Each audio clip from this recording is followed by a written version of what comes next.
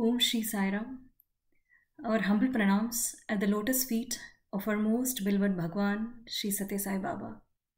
Swami, please bless us in learning bhajans through this bhajan session today. Sai Ram everyone, Sai Ram kids. So today we have two bhajans, very melodious bhajans. So the first bhajan, we'll learn a Sarvadharma bhajan. Sarvadharma, again, this is one of the melodious Sarvadharma bhajans. Sai Deva Satya Swarupa Tumuho Mere Baba. So we have a Balavika student, Aishwarya Manian, with us in learning this session, bhajan with us. Sai Ram, Aishwarya. Saram Dipati. Sai Ram Kana. So let's quickly learn the meaning of this bhajan and also the ragam, talam, and some of the similar bhajans, so that it will help us in recalling the tune of this bhajan when we sing bhajan for Swami. So Sai Deva Satya Swarupa Tumuho Mere Baba. So it's more a Hindi lyrics based bhajan and Sarvadharma bhajan. And the ragam of this bhajan is in Gavati ragam in Carnatic. Gavati, again, there are very few bhajans. Like I will shortly cover some of the sample bhajans. So this is based out of Gavati ragam, and the talam of this bhajan is a 7-beat talam. So in previous sessions also we saw a couple of bhajans in 7-beat, right? So how does the talam go? 1, 2 will tap, and 3 we will not tap.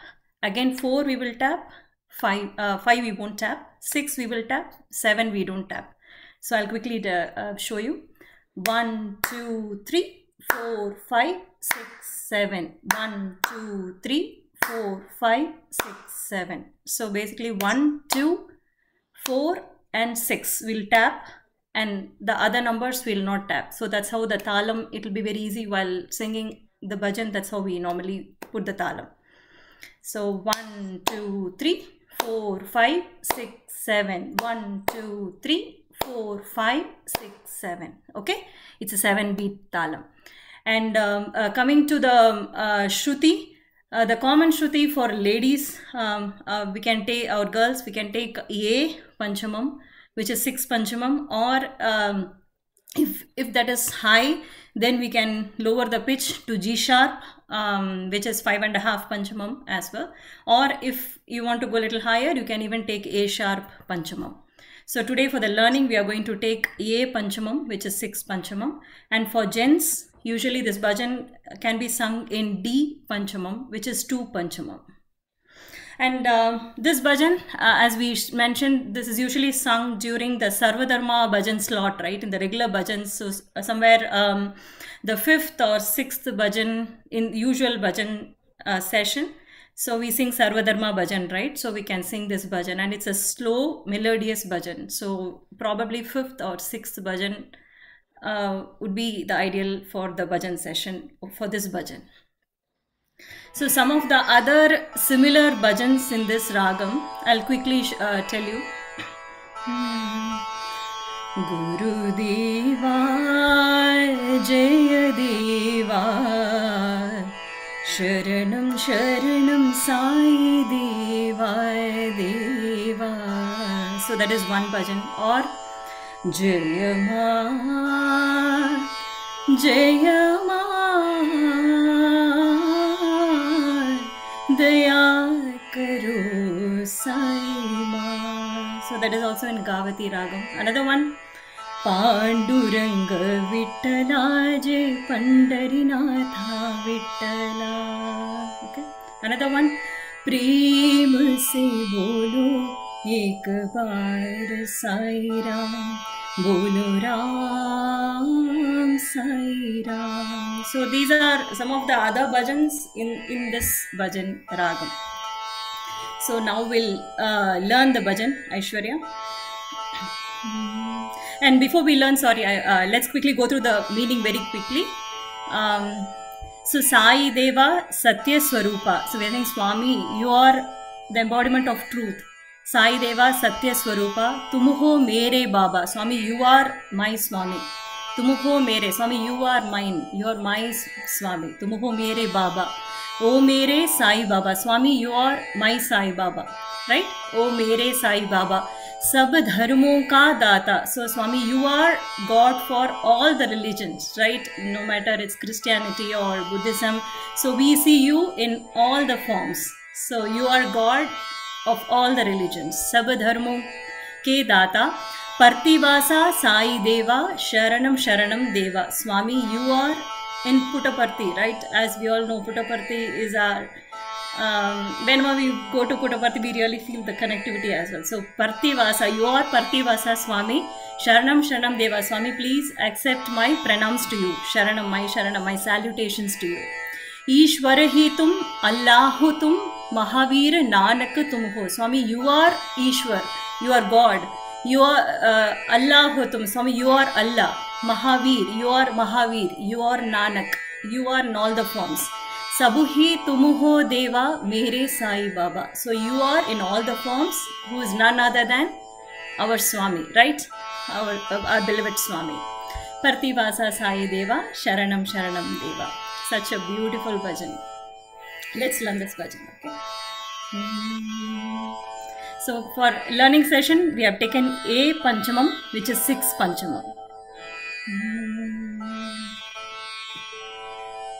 So for learning, we'll go in a very slow pace, and once the learning is complete, for first speed, you can go a little faster. Okay? For learning session, we'll go a little slow. Sai Deva, Sai Deva, Satya Swarupa, Satya Swarupa.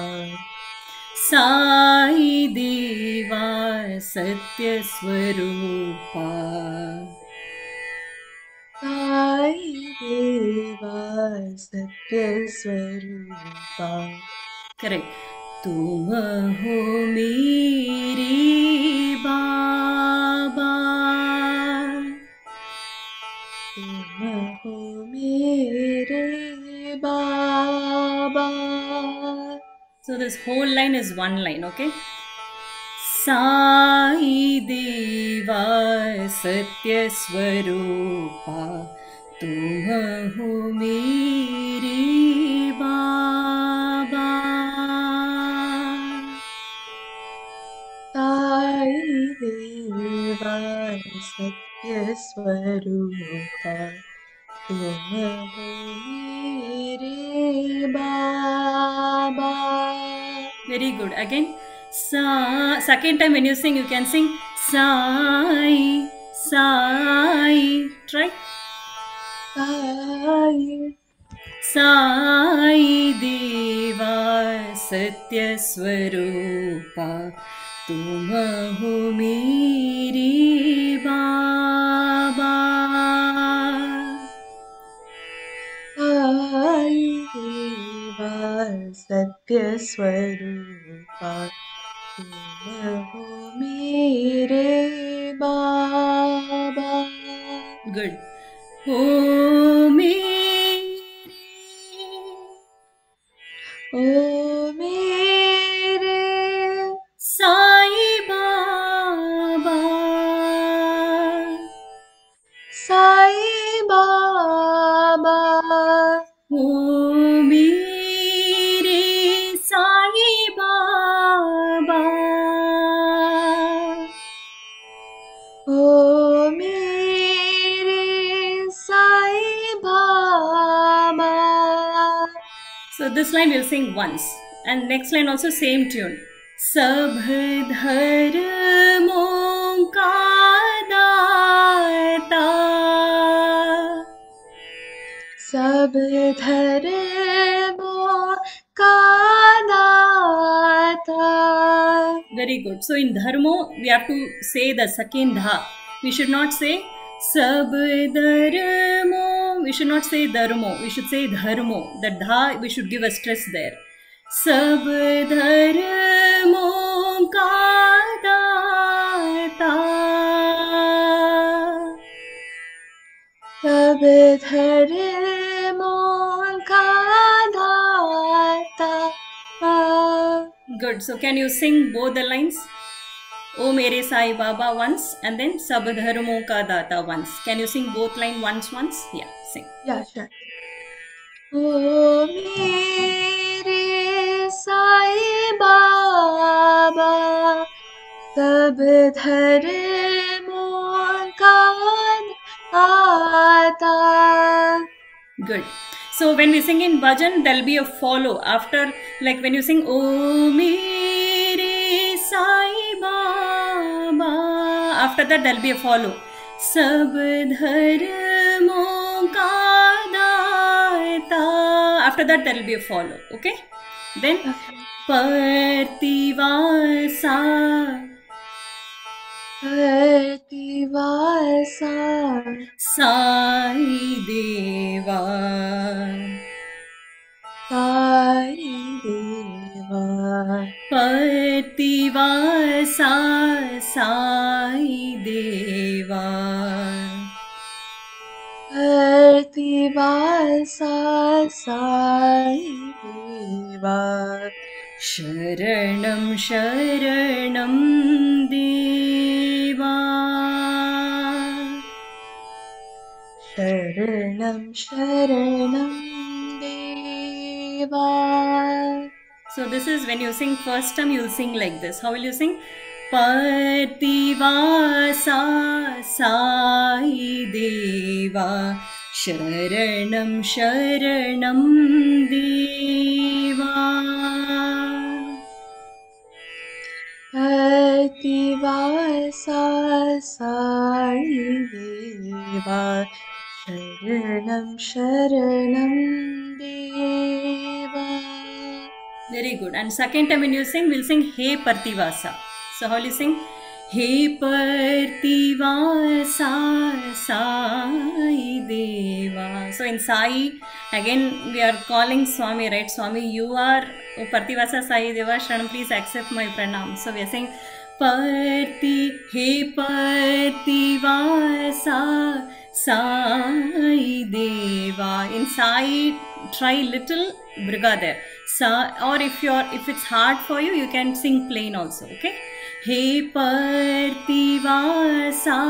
Sai Deva. Sing.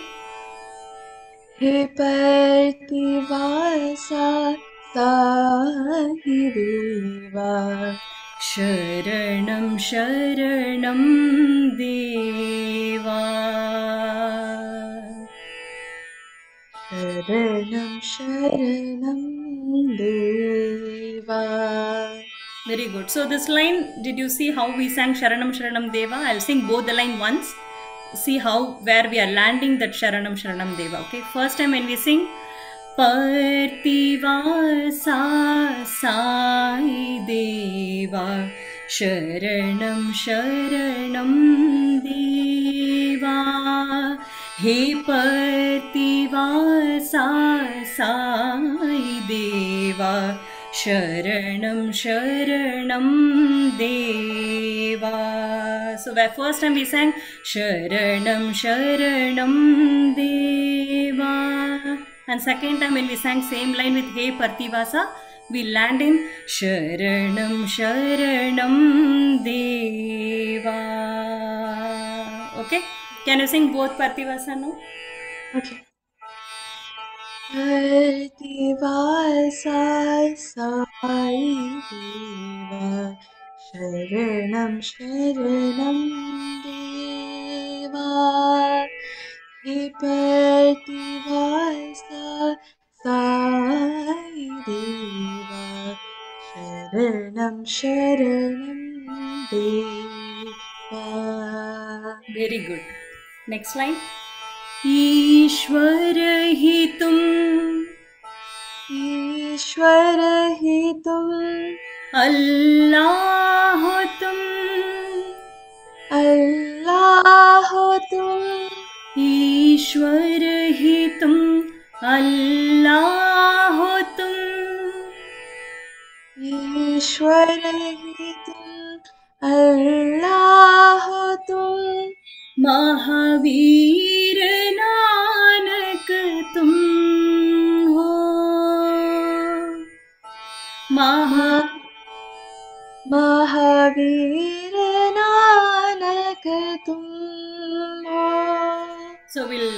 say this together now, okay?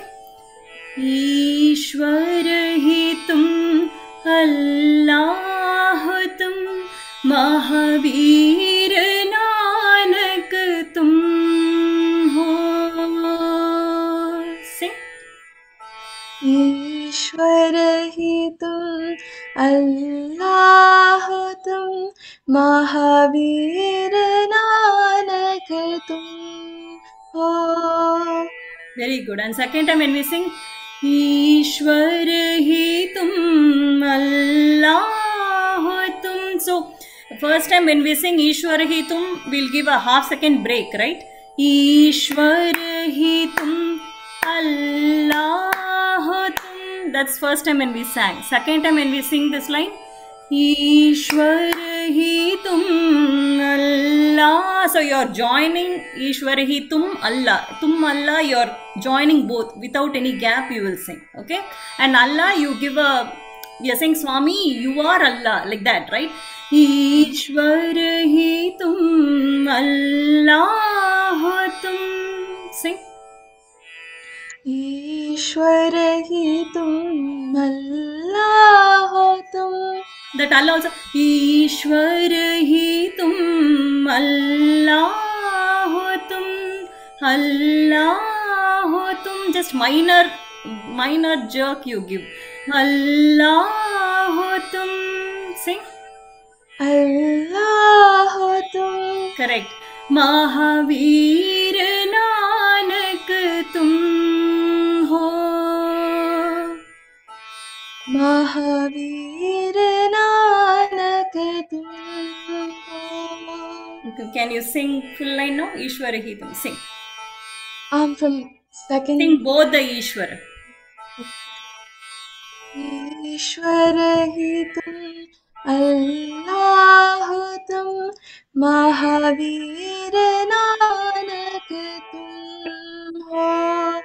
ईश्वर ही तुम, अल्लाह तुम, महावीर नानक तुम हो. Very good. So after this line, in this whole bhajan, only one line goes higher. Only this line, Sabhi Tumoho Deva, it goes little higher. How does it go? Sabhi Tumoho. सबही तुम हो Deva.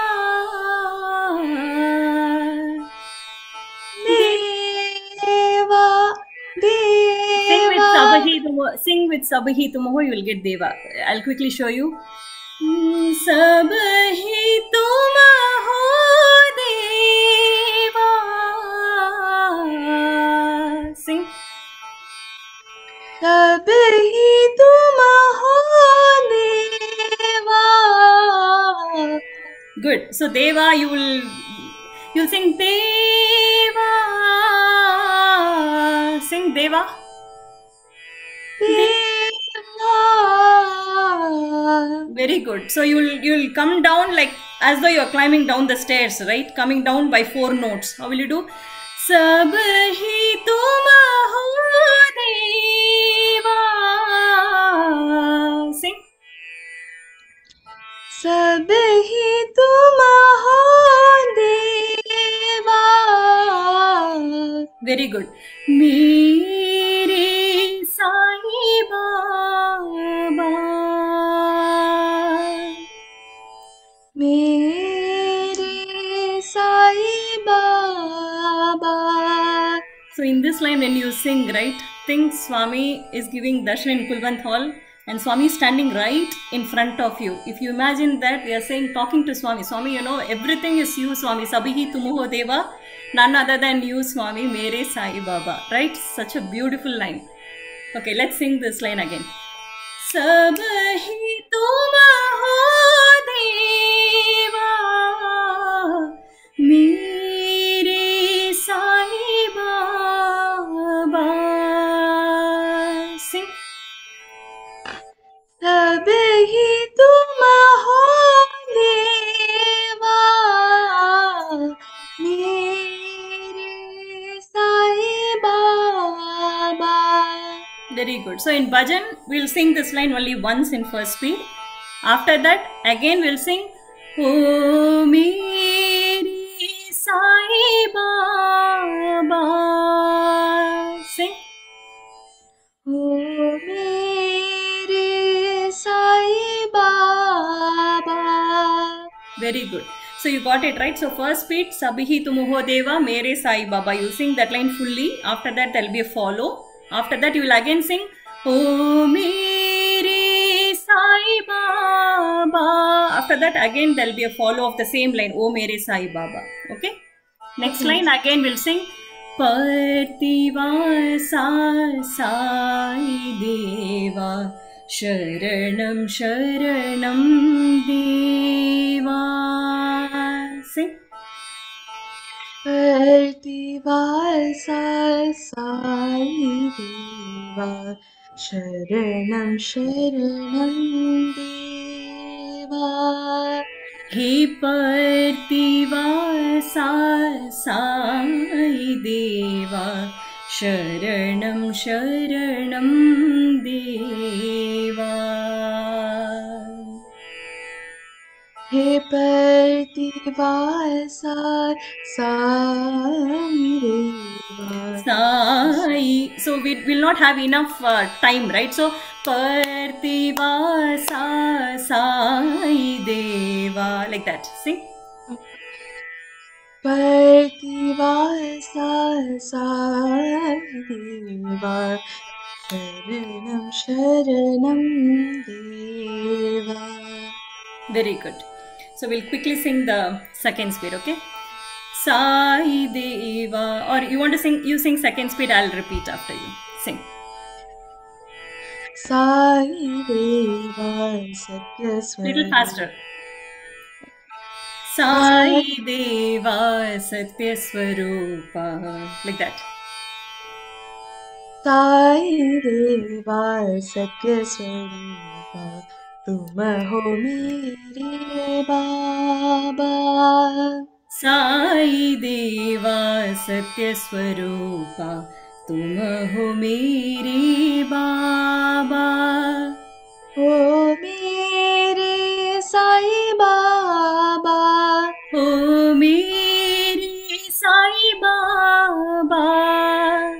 सब धर्मों का दाता. सब धर्मों का दाता.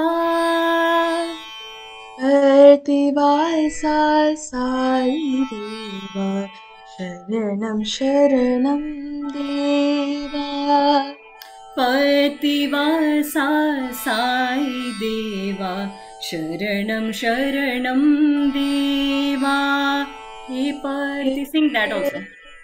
Okay.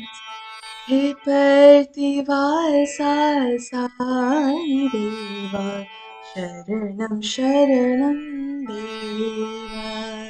He Partivasa Sai Deva Sharanam Sharanam Deva.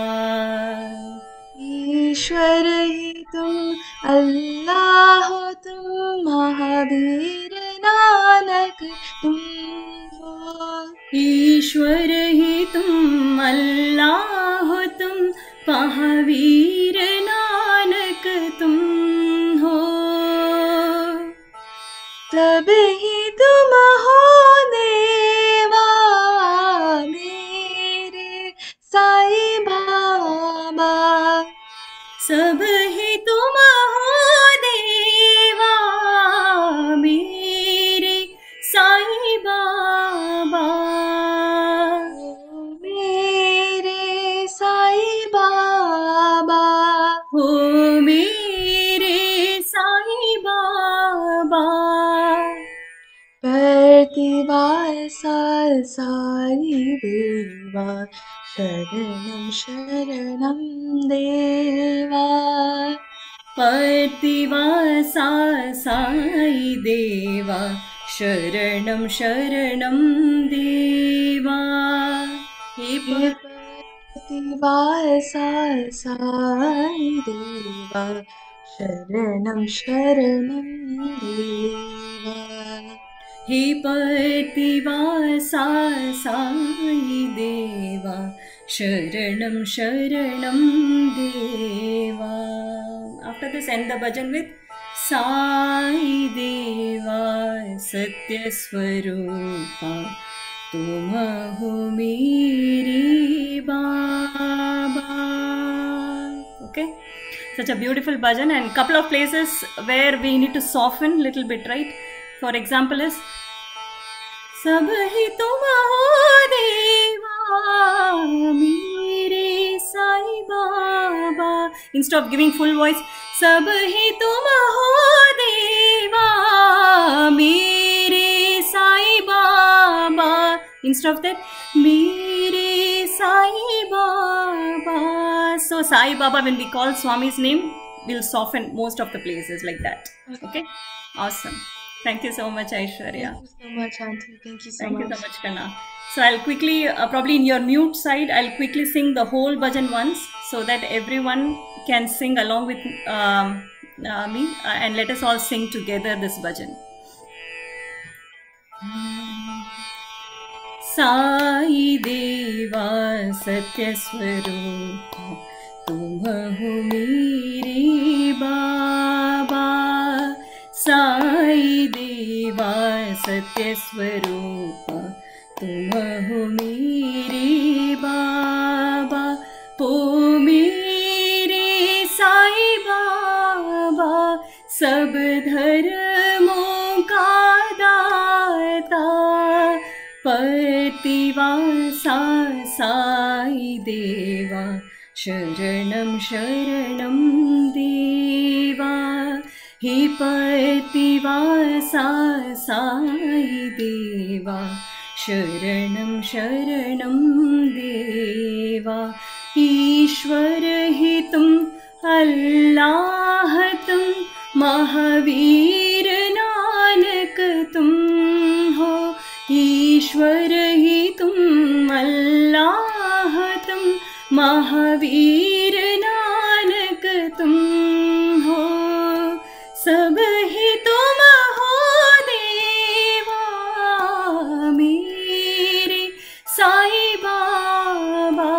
ओ मेरे साई बाबा.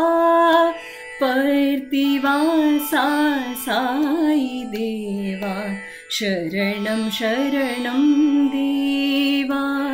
हे प्रतिवासा साई देवा शरणं शरणं देवा. साई देवा सत्य स्वरूप तुम हो मेरे बाबा. ओ मेरे साई बाबा सब धर्मों का दाता. प्रतिवासा साई देवा शरणं शरणं देवा. हे प्रतिवासा साई देवा शरणं शरणं देवा. ईश्वर ही तुम अल्लाह तुम महावीर नानक तुम हो.